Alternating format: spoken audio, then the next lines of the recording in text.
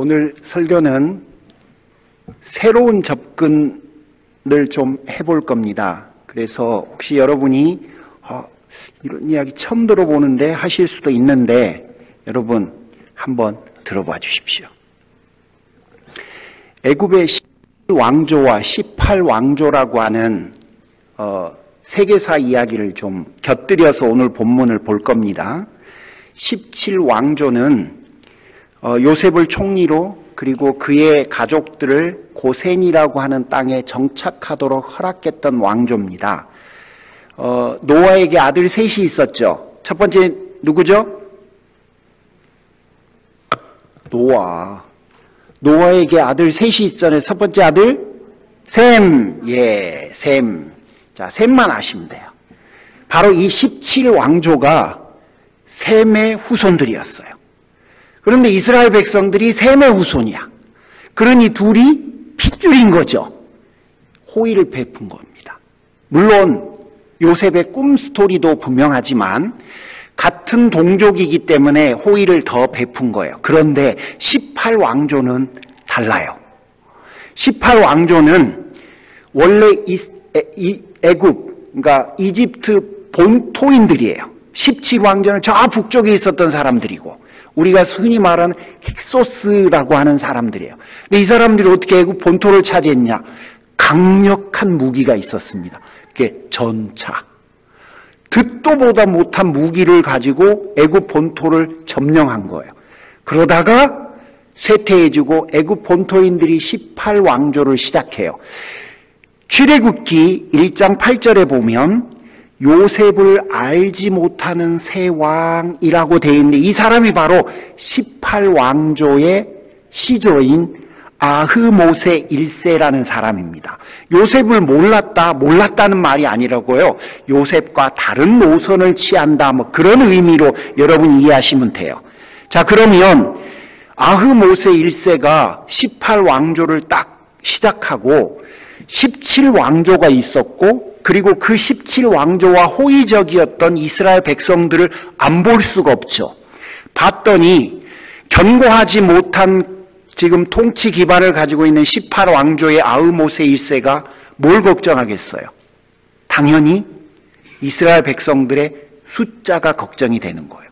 만약에 이 사람들이 17왕조의 사람들과 힘을 합쳐서 자기들을 공격하면 큰일이 벌어지죠. 그래서 아흐모세 1세가 취한 전략이 뭐냐면 이스라엘 백성 전체를 노예로 전락시키는 거예요.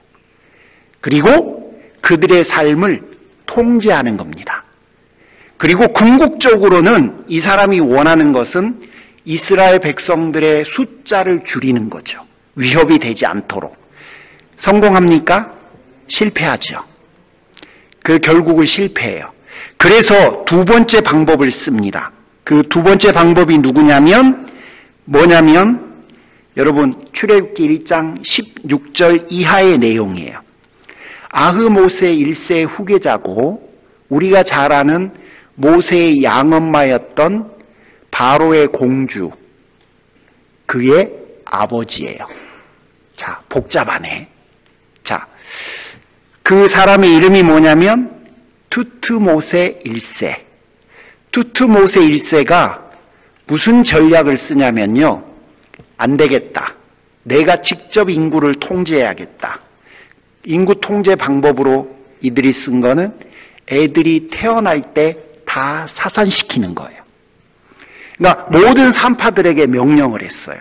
너희들은 히브리 사람들이 애를 낳을 때 그 아이가 울기 전에 남자아이면 목을 졸라 죽여라.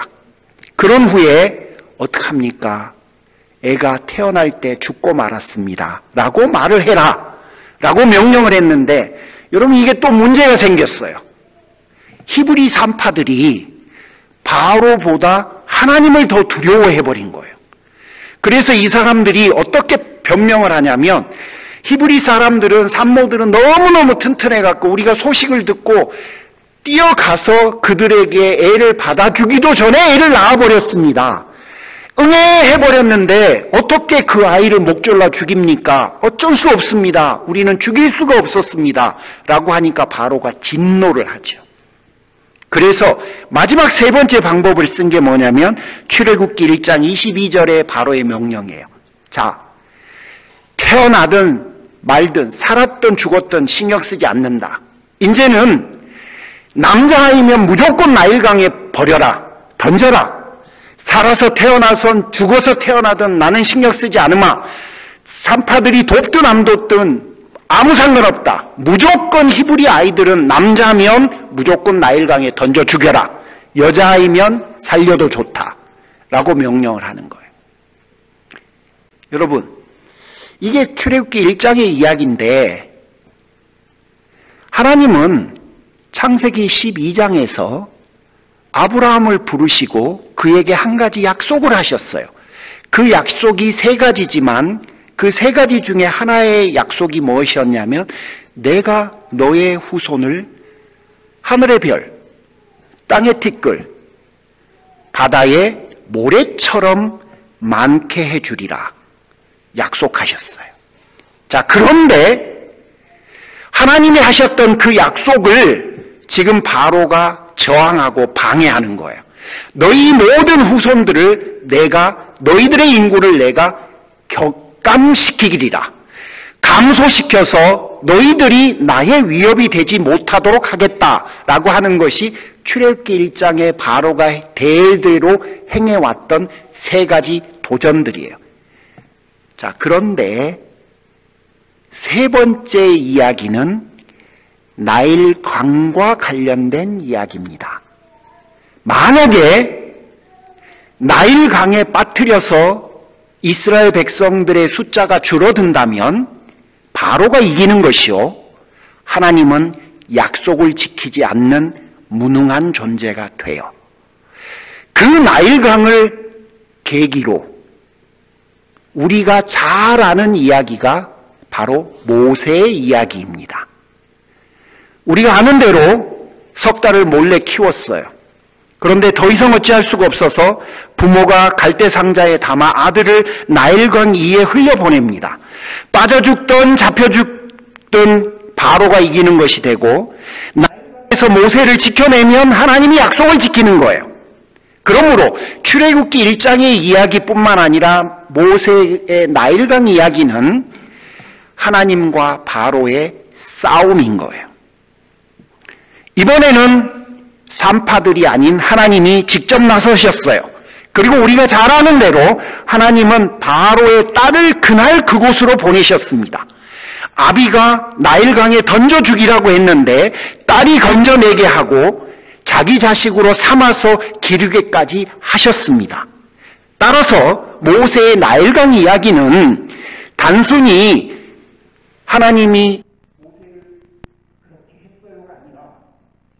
하나님은 창세기 12장에 아브라함을 통해서 하신 약속을 모세의 나일강의 이야기로 우리에게 지키셨고, 그분은 그 약속을 지키심으로 하나님은 신뢰할 만한 분이라는 사실을 우리에게 증명하셨습니다라는 이야기예요. 그래서 어떤 시련의 순간에도 하나님의 약속은 하나님의 자녀들에게 유효하고, 하나님은 우리가 고통 중에 있다는 사실을 그분은 잘 알고 계시며, 그리고 우리를 위해서 직접 일하시는 분이라는 것을 말씀하는 것이 모세의 나일강 이야기입니다. 자, 그러면 모세는 자기가 아주 어렸을 때 경험한 이야기였지만 그 이야기를 자기의 유모가 된 친엄마를 통해서 듣고 자랐을 거예요. 결국 그는 이 이야기를 기록하면서 내 인생 가운데 하나님이 얼마나 신실하셨고 하나님은 결국 나에게 하신 약속을 지키시는 하나님이심을 다시 한번 리마인드 했을 겁니다. 그가 이 이야기를 썼으니까요. 그런 다음에 모세는 바로의 아들로 애굽의 궁궐에서 커갔습니다. 그러는 와중에 새로운 사건이 벌어졌어요. 출애굽기 2장에 보면 애굽 사람이 히브리 사람을 치는 것을 모세가 목격하고, 모세는 히브리 사람을 돕는 과정에서 애굽 사람을 죽이는 불상사를 겪게 됩니다. 자, 자기 동족을 위한 선택이었지만 이 사건 때문에 모세는 40년을 광야에서 도망자로 살아야만 했어요. 이해가 잘 안 가죠, 솔직히. 이 부분은 나중에 기회가 되면 여러분에게 자세하게 설명하겠습니다. 여러분이 아시는 대로 여러분 결국은 양자로 입양한 아들 모세와 그리고 모세의 양어머니였던 그의 남편이 다른 아이리스라고 하는 무수리, 그러니까 하녀 사이에서 낳은 아들, 이 두 아들의 경쟁에서 사실은 모세가 이 사건을 이용당해서 쫓겨가고 그 다음에 피해 다니는 그런 정치적인 이야기예요. 그거는 나중에. 어떻든 여러분, 모세는 자기 동족을 도우려고 했는데 결국 자기는 40년간 쫓기는 신세가 됐어요. 솔직히 우리는 선하게 행동하면 복을 받아야지 어떻게 40년 동안이나 광야를 도망 다녀야 됩니까? 뭐 이런 생각이 들 수 있습니다. 그런데 여러분, 그게 복이에요. 내가 하나님의 사랑을 받는 자녀로서 하나님 보시기에 선한 일을 행했다는 점에서 그게 복인 거예요. 그런데 수많은 성도들이 영성을 살짝 오해하는 점이 있어요. 그게 뭐냐면 내가 그런 선택을 했어도 나에게는 어려움이 오면 안 된다고 생각해요. 세상에 그런 건 없어요, 여러분. 하나님의 길을 선택하잖아요. 그러면 감당해야 될 대가가 있는 거예요. 그리고 그 과정 중에 치러야 될 일들이 있다면 마땅히 받아들이는 게 하나님의 길을 선택하는 하나님의 사랑받는 자녀들의 영성이어야 되는 거예요. 그런데 이 시대의 영성은 안 그래요. 그게 안타까워요. 모세는 그 영성을 가지고 있었던 거예요. 하나님을 위해 선한 길을 선택했어요. 그리고 자기가 감당해야 될 대가, 그는 40년간이나 감당해요. 참아야 될 일이 있으면 40년간이나 참았어요. 그러니 모세는 위대한 영성을 가지고 있는 거죠. 놀랍게도 광야에서 목동으로 살던 어느 날 호렙산에서 그는 하나님의 부르심을 받아요. 핵심은 너가 출애굽의 지도자가 될 거라는 거예요. 그리고 백성을 이끌고 오던 중에 홍해 앞에서 절대절명의 위기를 겪습니다. 그때 모세의 위대함이 드러나요. 그는 이렇게 말해요. 오늘날 여호와께서 너희를 위해서 행하는 일을 보라. 여러분, 이 좋은 찬스를 그는 자신의 지도력이 아니라 하나님이 너희를 위해서 얼마나 위대한 일을 하시는지 눈을 열어서 하나님을 보라. 그리고 그 하나님을 신뢰해라. 라는 이야기로 청중들에게 메시지를 전달해요. 엄청나지 않습니까? 정말 바보 같은 지도자 있죠. 지도자로서는 자기가 드러날 이야기를 해야지, 자기의 리더십이 드러날 이야기를 해야지, 그 중요한 순간에 이스라엘 백성들의 시선을 하나님에게로 돌립니다. 그러면서 그가 그들에게 말해주고 싶었던 거 딱 한 가지. 우리 모두는 오로지 하나님을 신뢰하면서 인생을 사는 사람들이다. 이 이야기를 해요. 여러분, 아무리 믿음으로 살려고 노력해도 우리는 은연중에 나를 드러내는 게 인간의 습성이에요. 내가 좀 열심히 하기는 했어. 내가 좀 믿음이 있기는 해. 이 정도면 내가 인생을 잘 살고 있는 거지. 내가 좀 페이버를 저 사람들에게 주고 있기는 해. 난 그런 사람이야. 여러분, 너나 할 것 없이 우리 모두는 대부분 그래요. 저도 그렇고 여러분도 그래요. 그런데 모세의 모습은 너무나 정반대였던 거예요. 자신이 아닌 하나님을 그들에게 보여줬다는 거예요. 여러분, 이렇게 귀한 지도자를 둔 이스라엘 백성들, 이런 멋진 가이드를 받고 있는 이스라엘 백성들은 이런 경험들을 하면 할수록 하나님 앞에 한 걸음 한 걸음 더 가까워졌을까요? 그러면 좋겠지만 사람이 절대 그런 사람들이 아닙니다. 대표적인 사건이 바로 출애굽기 32장 금송아지 사건입니다. 시내산에 올라간 모세가 더디 오자 이스라엘 백성들이 금으로 송아지 신을 만들어서 하나님을 대신하고 애굽으로 가자고 합니다. 출애굽기 32장 6절이 금송아지 사건의 핵심인데요. 거기에 보면 금송아지를 만들어 놓고 그 앞에서 백성들이 먹고 마시고 뛰놀더라고 되어 있어요. 먹고 마시고 뛰놀더라는 것은 여러분 그림 언어라고 제가 여러분에게 여러 번 말씀드렸어요. 성경은 구원을 잔치로 묘사해요. 그게 어디서부터 시작되냐면 이스라엘 백성들을 하나님께서 처음 언약을 행하신 곳이 출애굽기 19장 5절 6절이에요. 너희가 내가 한 모든 말 명령을 지켜 행하면 너희는 거룩한 백성이 되고 제사장 나라가 될 거다. 그러고 그분이 당신의 뜻이 의도가 가르침이 무엇인지를 출애굽기 20장 21장 23장 쭉 설명해요. 그러고 난 다음에 모세와 이스라엘 백성들을 불러놓고 모세가 이스라엘 백성들이 물어요. 이게 하나님의 뜻인데 너희들은 그 뜻을 따를 거냐? 그러자 모두가 아멘 해요. 하겠다는 거예요. 그러자 언약이 성취가 돼요. 그래서 하나님 말씀하셨죠. 자, 피를 그리고 그 피는 너희와 내가 맺은 언약의 피가 될 거고 이제부터 너희와 내가 언약을 맺었으니 너희는 모두는 나의 백성이 되는 거고 나는 너의 아버지가 되어줄 것이다 라고 다 끝내요. 언약식이 다 끝나고 나니까 언약 백성 된 의미로 하나님께서 뭐라고 말씀하셨냐? 출애굽기 24장 11절에 이제 너희들은 먹고 마셔라. 그러므로 성경에서 말하는 먹고 마셔라라고 하는 건 뭐냐면 구원받은 하나님의 백성됨의 상징이에요. 상징. 그래서 그때부터 구원받은 하나님의 백성됨을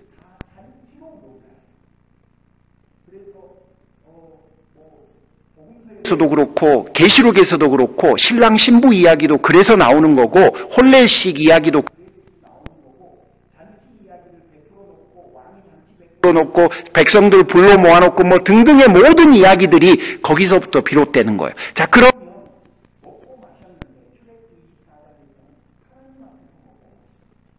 그 말은 하나님을 주인으로 인정했다는 거예요. 그런데 여러분 출애굽기 32장에서는 금송아지 앞에서 먹고 마셔요. 무슨 이야기예요? 하나님 대신에 금송아지를 자기의 신으로 대신하겠다는 이야기예요. 자, 이런 이야기가 있었던 거예요.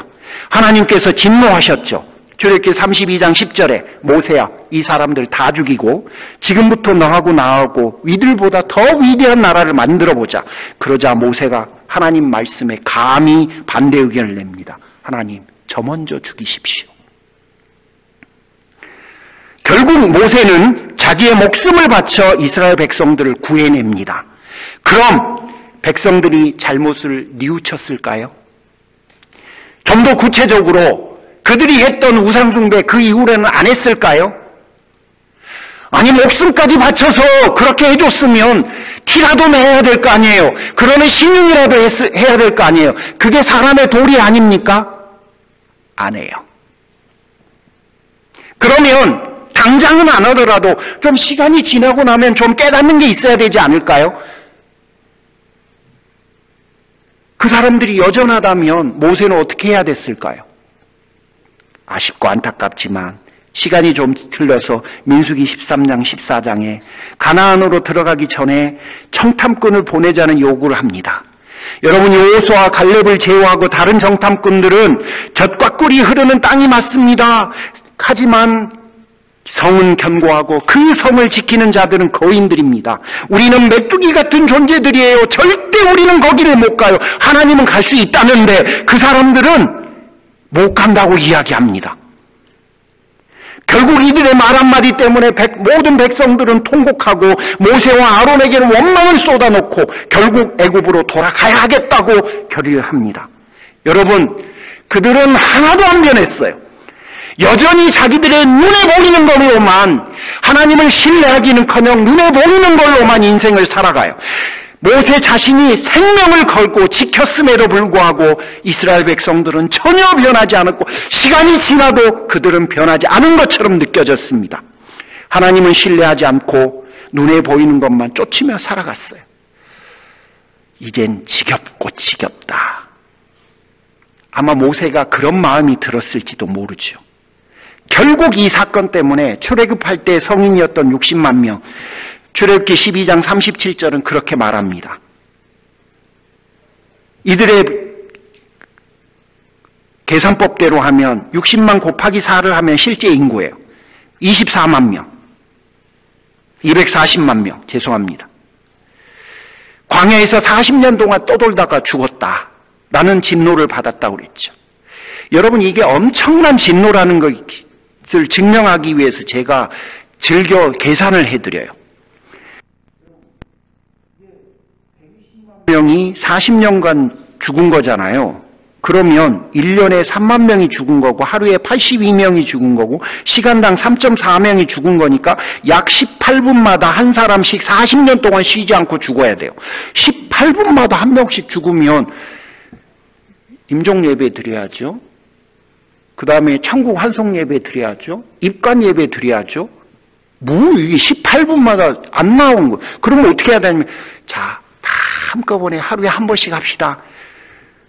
이제 여러분 40년 동안 이러 해야 되는 거예요. 이게 진짜 어마어마한 일인 거예요. 하나님의 엄청난 진노였다는 거죠. 그 진노를 베푸시면서 40년 동안 백성들이 죽어가는 걸 보면서 하나님의 마음은 어땠고 지도자였던 모세의 마음은 어땠을까요? 여러분, 이스라엘 백성들은 하나도 변하지 않았어요. 그들은 여전히 눈에 보이는 것 외에 내가 너희를 지키리라, 내가 너희의 아버지가 되어주리라 라고 하는 하나님의 약속은 전혀 보지 못했습니다. 하나님만 신뢰하라고 모세가 그토록 수많은 믿음의 본을 부여도 그들에게는 아무런 영향력을 미치지 못하는 것 같습니다. 그래서일까요? 신명기는 세 편의 긴 고별 설교거든요. 모세가 죽기 전에 한 설교, 이스라엘 백성들 출애굽 2세대를 향해서 한 설교, 그 설교를 다 하고 나서 뜬금없는 오늘 본문은 대표적인 본문이고 앞뒤의 내용을 요약해서 말씀드릴게요. 뭐라고 하냐면, 여러분, 저는요, 여러분이 저 가나안 땅에 들어가고 난 후에 어떻게 인생을 살지를 다 알아요. 여러분은 하나님을 배신할 겁니다. 여러분은 또 우상을 섬길 겁니다. 여러분은 제가 아무리 이렇게 많은 말을 해도 결코 귀담아 듣지 않을 겁니다. 지금까지 살아왔던 대로 반복하면서 인생을 살아갈 거고 결국 하나님의 진노를 받게 될 겁니다. 라는 이야기를 해요. 화가 나서 그랬을까요? 아무리 그래도 죽기 전에 그런 이야기를 하는 사람이 세상에 어디 있습니까? 그런데 여러분, 이게요, 모세의 말이 아니었어요. 하나님이 그렇게 하라고 시켰어요. 16절에 너는 내 조상과 함께 잠들 것이다. 그러나 이 백성은 가나안 땅에 들어가서 살게 될 그 땅의 이방신들과 더불어 음란한 짓을 할 것이고 그들은 나를 버릴 거고 나와 세운 그 언약도 깨트릴 거다. 결국 모세는 자기 이야기와 자기 생각, 자기 감정을, 지금까지 쌓였던 그 감정들을 풀고 있는 게 아니라 퍼붓고 있는 게 아니에요. 하나님이 모세에게 주신 메시지를 그들에게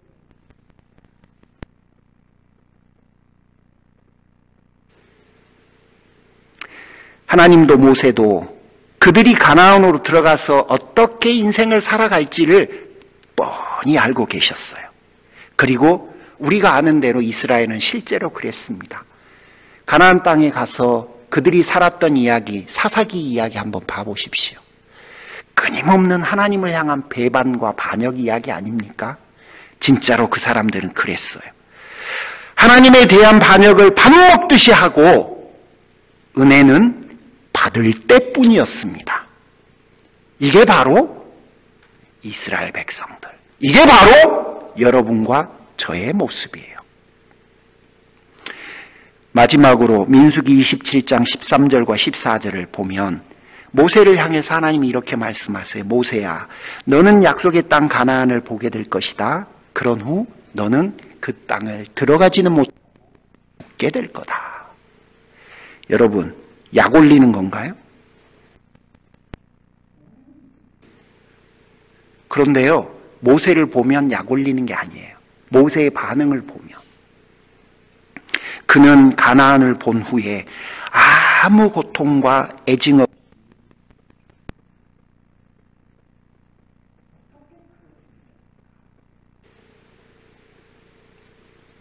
지금부터 어떻게 모세가 마지막 순간을 그렇게 하나님 보시기에도 아름답고 그 토해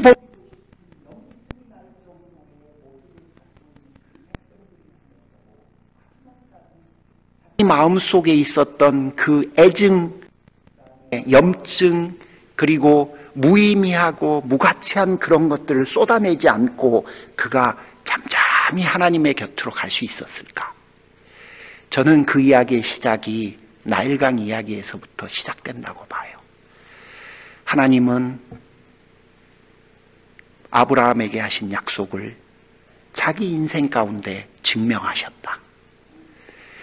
내가 너를 그리 하리라 라고 하셨는데 실제로 자기 인생 가운데 석 달이 되었을 때부터 그렇게 하신 거예요. 그래서 그는 자기 눈에 보이는 같이 살아가고 같이 소중히 여기고 목숨을 걸고 지켜야 될 이스라엘 백성들이 있었던 건 사실이지만 그는 하나님을 신뢰하고 인생을 살아간 사람이거든요. 같이 산 사람들은 이스라엘 사람들이 맞고 그들은 아무리 목숨을 걸고 지켜도 그때뿐이고 그 다음에는 또 돌아서고 반역하고 배신하고 믿음으로 살기는커녕 보이는 것만을 가지고 인생을 살아가는 역겨운 존재들인 건 맞지만 그에게는 하나님이라고 하는 분이 자기 인생 가운데 주신 기쁨과 감격을 너무나 차고 넘쳤기 때문에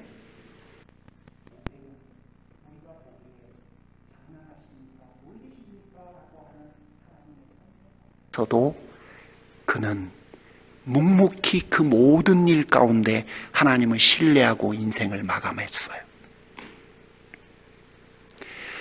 모세 인생에서 제가 생각하는 가장 아름다운 것은 바로 하나님을 향한 신뢰예요. 사람들을 향한 실망이 아니라 하나님을 향한 신뢰, 하나님이 어떤 분이신지에 대한 만족,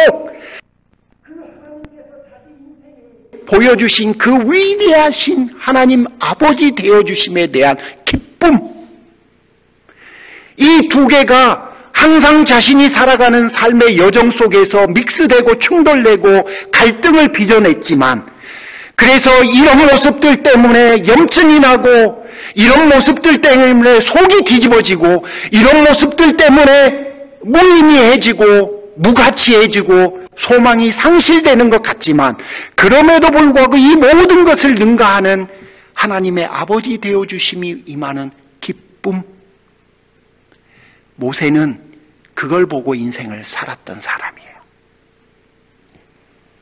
하나님의 우리가 살아가는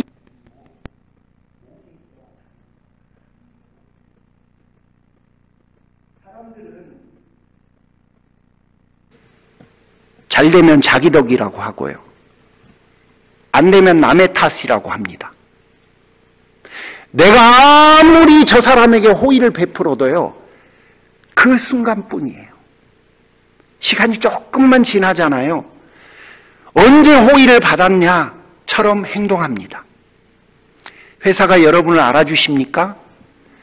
여러분 주변에 여러분이 그토록 애쓰고 여러분이 그토록 밤낮으로 무릎이 닳도록 기도해준 그 영혼들이 복을 받고 나면 여러분 덕이라고 합니까? 교회를 위해서 아무리 헌신하고 애를 써도 여러분 교회가 알아줍니까? 목사가 인정을 해줍니까?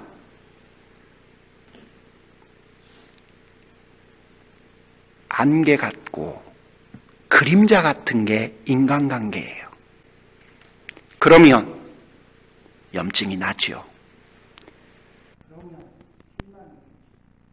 그러면 내 인생이 무의미해지는 것 같지요. 저 사람의 행동 때문에 내가 지금까지 애쓰고 수고해서 쌓아놓은 탑이 한순간에 무너지죠.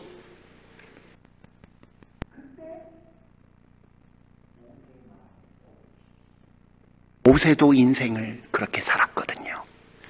그때마다 모세가 무너지지 않고 버텨낼 수 있었던 것은 하나님을 신뢰하고 하나님이 주시는 하나님과의 그 관계 속에서 얻는 기쁨과 만족이 나를 일으켜 세웠기 때문에 그래요. 내 눈에 보이는 것과 내가 목표로 삼고 있는 것이 워낙 달랐기 때문에 어쩔 수 없는 현실 속에서 이것은 내가 받아들이고 살아가야 될 일이지만 그럼에도 불구하고 나의 목표는 아닌 거예요. 그래서 바울이 빌립보서 3장 14절에서 나는 주님만을 표대로 삼으면서 인생을 살아가겠다라고 결단을 해요. 하나님의 사랑받는 자녀 여러분, 마음 다치고 인생이 혼란스러워지는 그런 순간들을 여러분이 경험하시고 또 경험하실 거예요. 그때마다 여러분 이 설교를 떠올려 주십시오. 우리는 눈을 들어서 우리의 목표가 되시는 주를 바라봐야 합니다. 주님의 마음으로 그 마음으로 다시 저 사람을 봐주는 거예요. 아이고 김경희 집사님을 무식 중에 바라봐갖고 큰일 날 뻔했다. 의도는 없어요. 그냥 맨 앞에 있어 이렇게 봤는데 눈을 떴을 뿐이에요. 오해하시면 안 돼요. 그냥 주님의 눈으로 저 사람을 바라봐 주는 거예요. 주님의 마음으로 저 사람을 바라봐 주는 거예요. 블러리하게 눈동자를. 그렇게 하는 거예요. 그렇게 봐주는 거예요. 나는 그렇게 하는 겁니다. 어느 순간에 그렇게 했으면 그 다음에도 그렇게 하는 거고 그 다음에도 그렇게 하는 거예요. 한번 해주면 그 다음에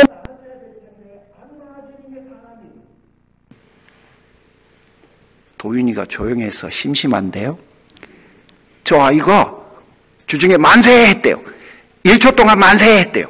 여러분 그게 자랑거리입니까? 아니 일어서서 만세 한번 한 게 그게 이야기거리입니까? 그런데요. 저 도윤이 아빠는 앞으로 그렇게 의미를 부여하면서 저 아이를 키우는 어려움을 이겨낼 거예요. 그렇죠? 다 똑같아요. 내가 하나님 앞에서 걷는 신앙의 여정도 그런 순간들의 연속이에요. 연속. 지속적으로. 한번 내가 페이버를 보여줬으니 저 아이들이 잘하겠지. 천만의 말씀이야. 지금 여러분의 또 다른 페이버가 그 사람들에게 필요해요. 지나고 나면 좀 나아지기 천만의 말씀이에요. 평생 그렇게 가는 거예요. 평생. 그게 뭔지 압니까? 그게 신앙인들의 삶의 모습인 거예요. 그런데 그러면 그걸 어떻게 합니까? 여러분 그래서 그게 복인 거예요. 예수님이 그랬거든요. 십자가에서 그분이 죽고 나면 모든 사람들이 다 환호성을 지르고 표하고 다 와갖고 당신 앞에 감사합니다 무릎 꿇고 그 길을 다 선택하고 갈 것을 예수님이 기대하셨나요? 아니에요. 그럴 리가 없어요. 2000년이 지나도 수도 없이 이곳저곳에서 반역과 저항 끊임없이 일어납니다. 심지어 자기를 신뢰한다고 하는 사람들도 그를 향해서 섭섭하다고 그러고 손가락질하고 때로는 의심하는 게 사람이에요. 똑같은 길을 그분도 가셨고 우리도 가고 있는 거예요. 자, 그런데 왜 해야 합니까? 멋지잖아요. 뭐가 그렇게 멋집니까? 나 같은 사람도 그걸 할 수 있다고 나에게 그 일을 맡겨주셨고 내가 그 여정을 삐그덕거리면서도 갈 수 있게 허락하신 거잖아요. 나의 인생이 저 사람에게 어느 한 시점에 여러분 그리고 징검다리가 되고 있잖아요. 나 같은 사람의 인생도. 여러분 우리도 다 알아요. 내가 아무리 페이버를 보이고 내가 아무리 교회를 열심히 신실하게 애쓰고 섬기고 저 사람에게 아무리 마음을 다하고 땀을 흘리면서 축복 기도해줘도 다 자기 덕이라고 할 거예요. 그리고 어느 순간 또 나를 향해서 손가락질을 할 수도 있고 내가 그들에게 피눈물을 흘리면서 쏟아부어준 복음의 씨앗들은 다 어느 순간 또 털어 엎어버릴지도 몰라요.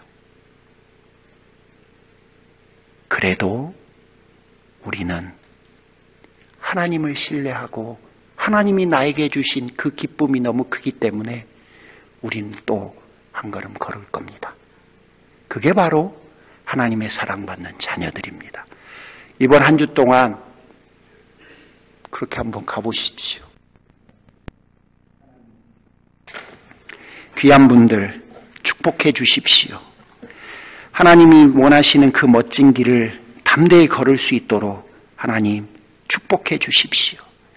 모세가 갔던 것처럼 너무 많이 힘들지 않게 하나님 그 짐은 조금만 덜어주시고 여기에 있는 귀한 분들이 그 길을 걸을 수 있도록 하나님 은혜를 베풀어 주옵소서. 튀르키예 시리아 너무너무 불쌍하고 안타깝습니다. 그들에게도 찾아가셔서 하나님 은혜를 베푸시고 위로와 소망을 허락하여 주시옵소서. 예수님의 이름으로 기도 올립니다. 아멘. 하나님 너무 감사합니다. 우리에게 지난 한 주간도 아버지가 되어주시고 일용할 양식을 주시며 일할 곳을 허락해 주시고 하나님 앞에 믿음을 고백할 수 있게 해주시니 참으로 감사합니다. 이 귀한 분들을 마음껏 축복하시고 아픈 분들이 있으면 낫게 하시며 주 앞에 간절한 기도 제목들이 응답해 주실 줄 믿습니다. 이제는 우리 주 예수 그리스도의 은혜와 하나님 아버지의 극진하신 사랑하심과 성령님의 감화 감동 내주 충만하심이 하나님을 신뢰하며 믿음의 여정을 걷고자 결단하는 살아가는 모든 성도들과 오늘부터 긴 시간 동안 엄마와 함께 지내기 위해서 한국을 방문하는 최경희 집사님의 발걸음 가운데 지금부터 영원토록 함께 하시기를 간절히 축원하옵나이다. 아멘.